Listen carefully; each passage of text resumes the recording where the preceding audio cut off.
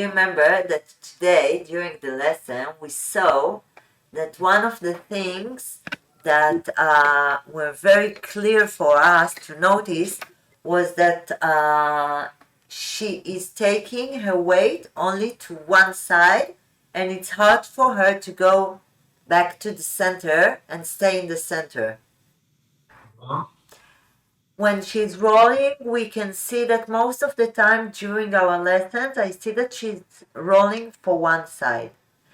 I want her to understand that she can take her weight to the left and to the right.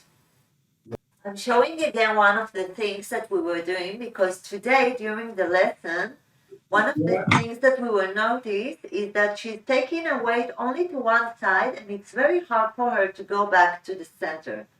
So one of the things that we were doing in one of our lessons was to put some music to hold her in both sides of her body, not here, but a little bit down, like here, not here, here, and then to take her from the center very slowly, the right, and then the reaction of the body, in order not to fall down, will be to go back to the center. And then we want to do it once to the right and to see that she's coming back to the center, and once from the left. We did it also on the ball in the sitting position, and I want you to do it also when she's just playing like this. And you have to be careful that she will not go forward when she's here. She will not fall.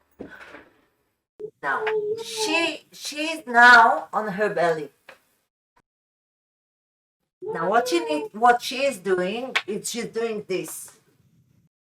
From here, the only thing to do is to go back and to do this. And then she's on 6.